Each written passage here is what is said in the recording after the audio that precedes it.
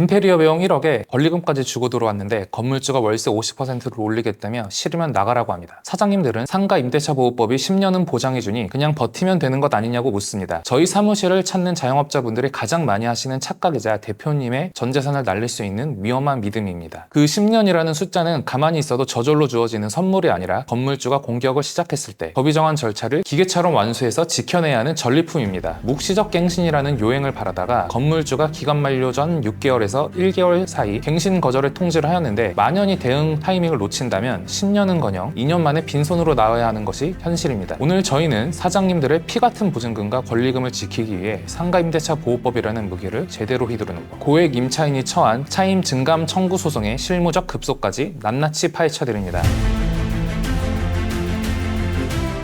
첫 번째 포인트는 연락 방법의 기술입니다. 단순히 계약 갱신을 하겠다고 말하는 것이 중요한 게 아니라 그 의사가 상대방에게 도달했다는 사실을 법적으로 어떻게 증명하느냐가 승패를 결정짓습니다. 건물주가 갱신 거절의 뉘앙스를 보인다면 사장님은 상임법이 정한 임대차 기간 만료 6개월 전부터 1개월 전이라는 데드라인 안에 반드시 명확하게 갱신 의사를 전달해야 합니다. 이때 가장 많이 하는 실수가 전화 한 통이나 카톡 하나로 끝내는 것입니다. 이건 나중에 법정에서 건물주에게 오리발 내밀 기회를 주는 꼴입니다. 휴대폰이 바뀌어서 못 봤다거나 직원이 받아서 보고를 안 했다는 식의 뻔뻔한 변명에서 사장님의 권리가 허무하게 날아갈 수 있습니다. 확실하게 못을 박아야 합니다. 만약 문자나 전화 녹취로 임대인으로부터 갱신에 대한 확인을 받은 것이 아니라면 우체국에 가서 내용 증명을 보내시되 반드시 배달 증명으로 보내십시오. 단순히 보냈다는 사실을 입증하는 내용 증명에서 한 발 앞서 국가기관이 상대방에게 이 서류가 정확히 언제 도달했는지를 보증해주는 배달 증명이 사장님의 목숨을 구하는 증거가 됩니다. 그리고 배달 증명 또한 임대인이 고의로 문을 안 열어주거나 폐문 부재로 반송이 되는 경우가 있을 수 있으므로 이럴 때를 대비해서 문자, 카톡 등으로 동일한 내용을 보내고 캡처해두는 보조 수단을 함께 사용하시는 것을 추천드립니다. 임차인이 상가임대차 보호법 제10조에 의거하여 계약갱신을 청구한다는 내용이 상대방에게 언제 도달했는지 국가기관이 증명해주는 이 종이 한 장 차이, 나중에 법정에서 사장님의 목숨을 구하는 유일한 증거가 됩니다. 두 번째 포인트, 장사가 너무 안 돼서 이번 달 월세 좀 늦게 내겠다고 했을 때 건물주가 별도로 구두 확인이나 문자로 허가 없이 인자하게 웃으며 알겠다고 했습니까? 그 건물주 속으로 웃고 있을 겁니다. 당신을 합법적으로 내보낼 수 있는 가장 강력한 칼자루를 당신이 직접 쥐어준 셈이니까요. 상가임대차 보호법은 임차인을 보호하지만 딱 한 가지 경우에는 가차없이 당신을 버립니다. 바로 3기 이상의 차임 연체가 있는 경우입니다. 여기서 3기는 3달 연속 연체뿐만 아니라 찔끔찔끔 밀린 금액의 합계가 3달치 월세분에 달하는 경우를 모두 포함합니다. 심지어 과거에 3번 밀렸다가 지금은 다 갚았다고 해도 안심할 수 없습니다. 대법원 판례에 따르면 3기 연체 후 뒤늦게 갚았더라도 갱신 거절 사유가 치유되지 않을 수도 있습니다. 연체 이력 자체가 건물주에게 강력한 무기가 되므로 애초에 만들지 않는 게 최선입니다. 더 무서운 것은 3기 연체 상태에서 계약이 종료되면 나중에 가게를 넘길 때 권리금 회수 기회조차 보호받지 못한다는 사실입니다. 수억 들여 인테리어에서도 월세 3번 밀린 상태로 계약이 끝나면 권리금 한 푼 못 받고 쫓겨나도 법은 사장님 편을 들어주지 않습니다. 사채를 써서라도 월세 날짜는 목숨처럼 지켜야 합니다.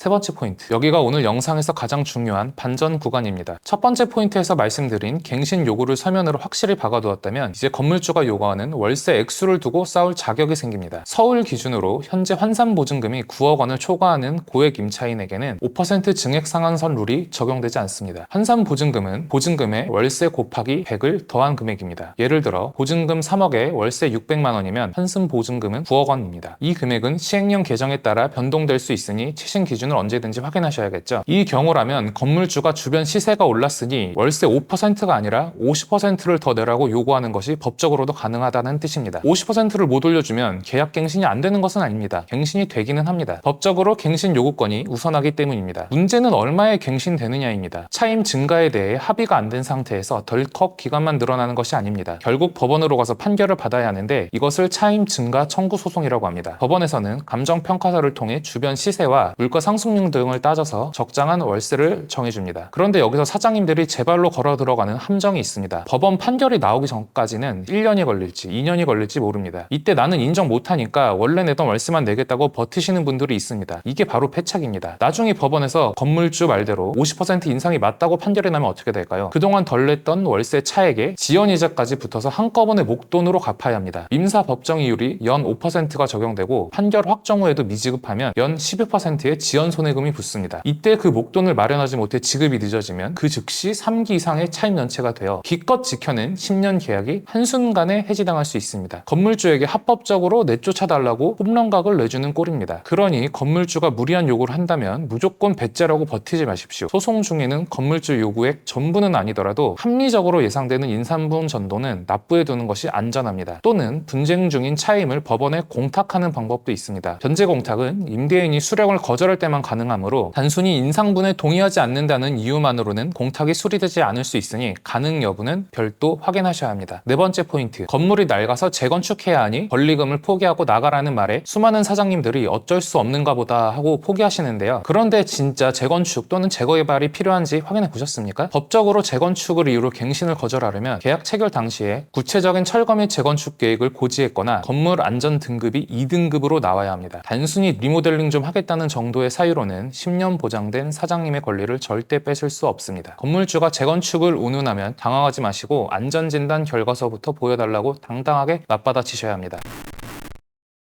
상가임대차는 사장님의 생계와 전재산이 걸린 문제입니다. 법은 아는 자의 편이고 치밀하게 준비된 자의 무기입니다. 건물주에게 내용 증명을 보내는 것이 두려우십니까? 분쟁은 피하는 게 아니라 압도적인 법률 지식으로 빈틈없이 대응하는 것입니다. 내 권리를 내가 챙겨야 건물주도 사장님을 함부로 대하지 못합니다. 10년을 채우고 권리금까지 두둑하게 챙겨서 당당하게 엑시트하고 싶다면 지금 당장 계약서부터 꺼내보십시오. 환산보증금이 얼마인지, 계약 만료일이 언제인지, 내 연체 이력이 단 한 번이라도 있었는지부터 확인하셔야 합니다. 혼자서 대응하기 벅차다면 저희 법무법인 휘상이 대신 싸워드리겠습니다. 감사합니다. 법무법인 휘상의 이혁주 변호사였습니다.